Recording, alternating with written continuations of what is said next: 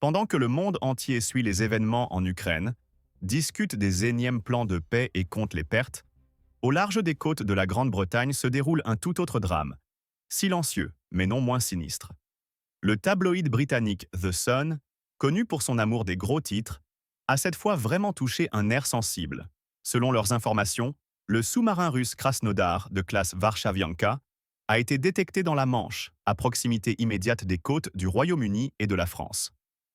Pour le profane, cela peut sembler être un énième canard de presse, mais pour les élites militaires et politiques de l'OTAN, l'apparition de ce monstre, comme il a été baptisé en Occident, est devenue cause de véritable panique.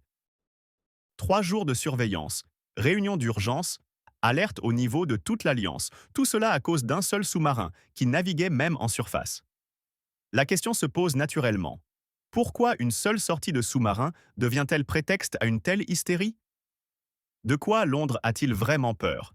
D'une salve de missiles de croisière sur la capitale ou de quelque chose de plus sournois, plus silencieux, mais non moins destructeur? Il s'agit de frappes sur les câbles sous-marins et les pipelines, sur cette infrastructure invisible sur laquelle repose toute l'économie moderne occidentale. Et c'est cette menace qu'il est impossible ni de voir ni de prévenir rapidement qui effraie les politiciens britanniques bien plus qu'un affrontement militaire ouvert. Pour comprendre l'ampleur de la panique, il faut d'abord comprendre qui est ce Krasnodar et ce que représentent les sous-marins de classe Varshavianka. En Occident, on les appelle quotins, et ce surnom reflète la principale caractéristique de cette classe de navires, leur discrétion et leur silence phénoménaux. Les sous-marins diesel électriques de ce projet ont été conçus à l'époque soviétique, mais ont subi de nombreuses modernisations au fil des décennies et restent aujourd'hui parmi les chasseurs les plus discrets des océans du monde. Leurs tâches: patrouille furtive, reconnaissance, destruction de navires ennemis et de sous-marins, ainsi que frappe sur des objectifs côtiers. Pour le public britannique et otanien, les mots Quot 2 ne sont pas simplement une belle métaphore, mais un déclencheur ravivant les peurs de la guerre froide, quand les sous-marins soviétiques sillonnaient l'Atlantique et maintenaient tout le bloc occidental sous tension. Quand un tel sous-marin est détecté dans la Manche, cela déclenche immédiatement toute une chaîne d'actions. Des navires d'escorte lui sont affectés, des avions de patrouille décollent, chacun de ces mouvements est enregistré, rapporté aux états-majors et de là aux capitales. Et même le fait que le Krasnodar naviguait en surface n'a pas calmé les militaires, mais a plutôt accru la nervosité. Tous comprenaient, ce sous-marin se montre maintenant, mais qu'il plonge, et le trouver deviendra pratiquement impossible. C'est alors que commencera le vrai jeu du chat et de la souris, où l'avantage sera du côté du prédateur invisible. Parlons maintenant de ce qui fait du Krasnodar un adversaire vraiment dangereux, son armement. À bord d'un tel sous-marin se trouvent des missiles de croisière calibre qui inspirent une véritable terreur aux états-majors militaires de Londres et Bruxelles. Ces missiles peuvent frapper des cibles à une distance allant jusqu'à 2500 km, avec une très haute précision. Imaginez, un sous-marin peut se trouver quelque part dans les eaux neutres de l'Atlantique, et ces missiles atteindront des objectifs sur le territoire de la Grande-Bretagne ou de l'Europe continentale. Et il ne s'agit pas seulement de bases militaires. Les calibres peuvent détruire des postes de commandement, des nœuds de communication, des infrastructures critiques. Mais ce n'est pas tout. Outre les missiles de croisière, le sous-marin transporte des torpilles capables de couler les navires ennemis et des mines marines permettant de bloquer des routes maritimes clés ou les eaux portuaires. Cela transforme le Varshavianka en instrument universel de guerre maritime. Il peut attaquer des navires de surface, des sous-marins ennemis, créer des champs de mines, frapper des cibles côtières. Les analystes militaires de l'OTAN comprennent parfaitement quels scénarios deviennent possibles avec l'apparition d'un tel sous-marin à leur côte. Approche furtive à courte distance, salve soudaine de calibre sur des objets d'infrastructure, minage de zones maritimes importantes, chasse aux navires d'approvisionnement ou militaires. Tout cela sont des menaces réelles qu'on ne peut ignorer. Et maintenant, imaginez un autre scénario. Le sous-marin qu'on a suivi pendant 3 jours en surface disparaît soudain des radars et sonars. Commence une recherche fébrile, tous les moyens disponibles sont mobilisés, mais le Quot 3 bar semble se dissoudre dans l'épaisseur de l'eau. Combien de nerfs une telle recherche consumera-t-elle? Combien de ressources faudra-t-il mobiliser pour trouver l'invisible qui peut être n'importe où et prêt à frapper à tout moment? Comprenons maintenant pourquoi précisément la Manche est devenue le lieu où s'est déroulé ce drame sous-marin. Ce détroit n'est pas simplement une artère maritime entre la Grande-Bretagne et l'Europe continentale, c'est un lieu symbolique. La porte des îles britanniques, un corridor de transport crucial par lequel passent les routes commerciales reliant l'Atlantique à la mer du Nord. Historiquement, la Manche a toujours été une zone où se croisaient dans les intérêts des puissances maritimes, où se décidaient les destins des empires et des alliances. Pour la Grande-Bretagne, le contrôle de ces eaux est une question de sécurité nationale, partie de son identité en tant que puissance maritime. Et voilà que maintenant dans ces eaux apparaît un sous-marin russe, et non pas quelque part en périphérie, mais en plein cœur, presque au seuil. Les 3 jours de surveillance du Krasnodar se sont transformés pour l'OTAN en véritable épreuve. Chaque heure se tenaient des briefings, on discutait des intentions possibles de la partie russe, on rédigeait des rapports pour les parlements et gouvernements nationaux. Même si le sous-marin naviguait ouvertement, montrant ostensiblement sa présence, le seul fait de sa présence au East Sea, Côte Quasquatre, de la Grande-Bretagne, était perçu comme un signal politique et psychologique. La Russie disait sans mots: Nous ne sommes pas enfermés dans nos côtes, notre flotte peut aller là où nous en avons besoin et apparaître là où vous vous sentez en sécurité. Ce message était adressé non seulement à Londres, mais à toute l'Alliance. Ne pensez pas que votre territoire est hors d'atteinte. Ne percevez pas notre retenue comme de la faiblesse. Mais la principale peur de l'Occident n'est même pas liée à la possibilité d'une frappe directe sur les villes ou les bases militaires.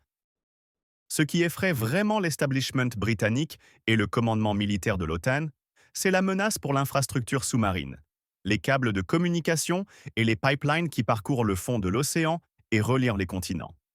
Ce réseau invisible est la base de la civilisation moderne. Les câbles sous-marins à fibre optique transmettent des volumes gigantesques de données. Par eux passe le trafic Internet, les transactions financières, les opérations boursières, les communications d'entreprise, les communications gouvernementales. La rupture de plusieurs câbles clés peut paralyser des régions entières, effondrer les marchés, causer le chaos dans le système bancaire. Et il y a encore les gazoducs et oléoducs, par lesquels arrivent en Europe les hydrocarbures. Leur endommagement signifie crise énergétique, hausse des prix, tension sociale. Et c'est précisément ici que le sous-marin de type Warszawianka devient l'instrument idéal. Il peut cartographier furtivement les routes des câbles et pipelines, identifier les sections vulnérables, collecter des données sur les systèmes de surveillance et de protection. Un équipement spécial permet d'écouter, scanner, photographier les objets au fond, créer des cartes détaillées de l'infrastructure critique. Et ensuite, si l'ordre arrive, cette information peut être utilisée pour porter des frappes ciblées. Imaginez le scénario. Simultanément sont endommagés plusieurs câbles transatlantiques clés et une section de gazoduc. L'Europe se retrouve soudain face à des coupures massives de connexion Internet, les bourses se figent, les banques ne peuvent effectuer de transactions, et parallèlement commence une crise énergétique. Panique, chaos, pertes économiques de milliers de milliards de dollars. Et tout cela sans un seul tir sur les villes, sans victimes civiles, mais avec des conséquences catastrophiques pour tout le système. Voilà de quoi l'Occident a peur. Voilà pourquoi, autour de l'apparition du Krasnodar dans la Manche, se lève une telle vague médiatique et politique. Sur fond de ces peurs, en Grande-Bretagne, on discute activement d'un programme appelé Code 5. L'idée est simple: créer un système global de protection de l'infrastructure sous-marine, renforcer les patrouilles des zones maritimes critiques, déployer de nouvelles technologies de détection d'objets sous-marins, créer des routes alternatives et des systèmes de réaction rapide aux incidents. Ça sonne impressionnant, n'est-ce pas? Les politiciens britanniques prononcent des discours enflammés sur la nécessité de protéger les artères vitales du pays, les militaires réclament des budgets supplémentaires pour l'achat de nouvel équipement.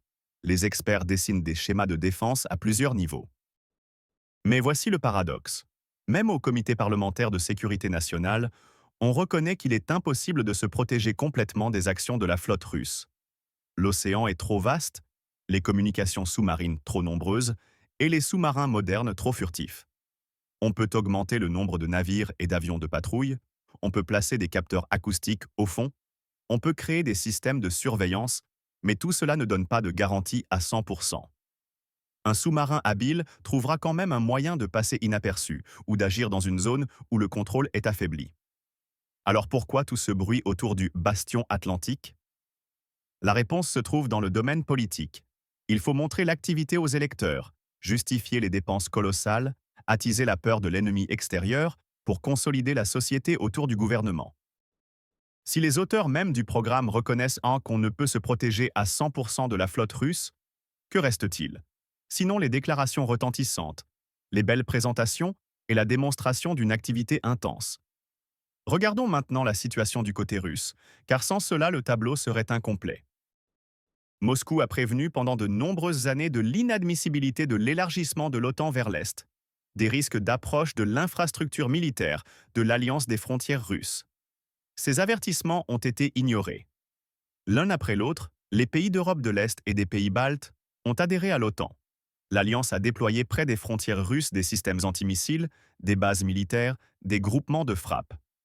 La situation autour de l'Ukraine est devenue le point culminant de ce processus. Kiev a été de facto transformé en avant-poste de l'OTAN, gavé d'armes, impliqué dans la confrontation avec Moscou, malgré tous les avertissements russes sur les lignes rouges. Et maintenant, quand un sous-marin russe apparaît au large de la Grande-Bretagne, en Occident, on lève les bras. Quelle provocation! Pourquoi Poutine envoie-t-il ses navires militaires vers nos frontières? Dans le discours russe, la sortie du Krasnodar vers les côtes britanniques est perçue tout autrement. Non comme tentative de déclencher une guerre, mais comme signal de réponse, comme démonstration que la Russie aussi peut montrer ses capacités près des pays clés de l'Alliance. Moscou ne cesse de répéter: nous n'allons pas attaquer en premier, nous ne cherchons pas le conflit avec l'OTAN, mais nous sommes prêts à répondre à toute agression, et nous avons tous les moyens nécessaires pour cela. La sortie du sous-marin dans la Manche est précisément un tel rappel. Vous vous êtes approché pendant des années de nos frontières, vous avez déployé vos troupes, mené des exercices, attisé les tensions. Ne soyez pas surpris maintenant que la flotte russe apparaisse à vos côtes. Ce n'est pas de l'agression, c'est une réponse miroir, c'est une façon de montrer le jeu peut se jouer dans les deux sens. Revenons maintenant à la couverture médiatique de toute cette histoire.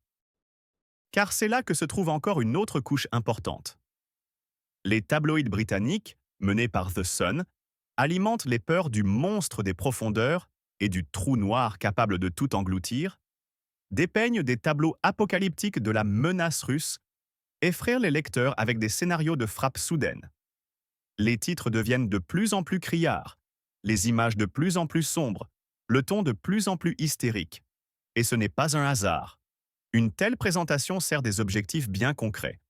Plus le titre est bruyant et l'image effrayante, plus il est facile de faire avancer de nouveaux programmes militaires, d'arracher des budgets supplémentaires, de justifier l'achat de nouveaux armements et le renforcement de la flotte.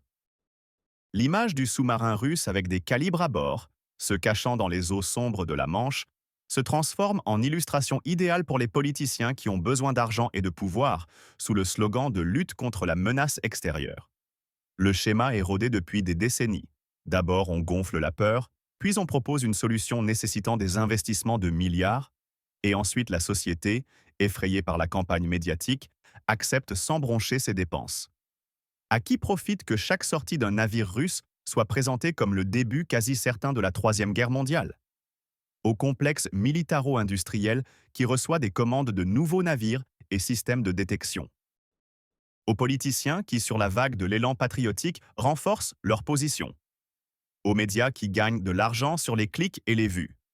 À tous, sauf aux simples gens qu'on nourrit de peur et qu'on force à payer pour l'illusion de sécurité.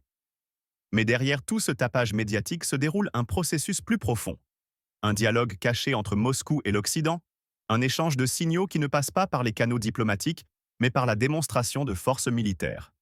La sortie du sous-marin vers les côtes britanniques, les déclarations de Poutine sur la volonté de répondre à toute menace, les discussions à l'OTAN de programmes de protection des infrastructures, les conversations sur la guerre sous-marine, tout cela sont des pièces d'un grand puzzle. La Russie montre qu'elle peut atteindre les 10 de l'Occident, cette infrastructure critique sans laquelle la société moderne ne fonctionne tout simplement pas. Et l'Occident démontre l'inquiétude et simultanément l'utilise pour consolider l'alliance, pour justifier de nouvelles dépenses militaires, pour maintenir l'image de la Russie comme principale menace à la sécurité européenne. Tous ces pas s'inscrivent dans le tableau général de pression sur la Russie de la part de l'OTAN et de contre-pression de Moscou qui fait comprendre: nous ne supporterons pas passivement votre offensive contre nos intérêts. Chaque côté tâte les limites du possible, teste la détermination de l'adversaire, envoie des signaux sur ses capacités et intentions. Mais ici se pose une question dangereuse. Où passe la frontière entre démonstration de force et pas après lesquels il sera déjà difficile de reculer? Quand l'escalade, conçue comme avertissement, se transforme-t-elle en réaction en chaîne impossible à arrêter? L'histoire connaît de nombreux exemples où des parties, voulant seulement s'effrayer mutuellement, se sont enlisées dans des conflits que personne ne voulait vraiment. Alors, rassemblons tous les filles. Le sous-marin russe Krasnodar apparaît au large de la Grande-Bretagne, dans la Manche, détroit symbolique, porte des îles britanniques. 3 jours de surveillance, panique dans les états-majors de l'OTAN, réunion d'urgence au plus haut niveau. Les médias britanniques alimentent l'hystérie du monstre et du trou noir. Les politiciens exigent de lancer le programme Bastion Atlantique pour protéger les câbles et pipelines sous-marins, mais reconnaissent eux-mêmes qu'une protection complète est impossible. Derrière ces événements se trouve une histoire de plusieurs années d'élargissement de l'OTAN vers l'Est, d'approche de l'infrastructure militaire de l'Alliance des frontières russes, d'ignorance de tous les avertissements de Moscou sur l'Ukraine. Et maintenant, la Russie démontre: vous avez aussi des points vulnérables, vous pouvez aussi vous sentir menacé, votre infrastructure critique est aussi à portée. La sortie du Krasnodar, si elle a vraiment eu lieu, n'est pas une invitation à la guerre, pas une tentative de commencer un conflit, mais un signal ferme et sans équivoque. N'essayez pas de quote 14 la Russie. Ne pensez pas pouvoir faire pression sur elle impunément, car le coup de réponse peut venir sur les points les plus sensibles que vous ne pourrez même pas protéger. Pensez-vous qu'à Londres et Washington, on comprenne que la ligne de confrontation est déjà arrivée à une limite dangereuse, au-delà de laquelle chaque mauvaise décision peut se retourner en catastrophe? Ceux qui pendant des années ont approché l'alliance des frontières russes, qui ont déployé troupes et systèmes d'armement, qui ont ignoré tous les avertissements et lignes rouges, reçoivent maintenant à leur propre côte un rappel. Avec un grand pays qui sait faire la guerre en mer, dans les airs et sous l'eau, qui possède les technologies, les capacités et surtout la détermination de défendre ses intérêts, il vaut mieux ne pas jouer à des jeux unilatéraux. Parce que tôt ou tard, le jeu devient bilatéral, et alors plus personne ne peut être sûr de sa sécurité.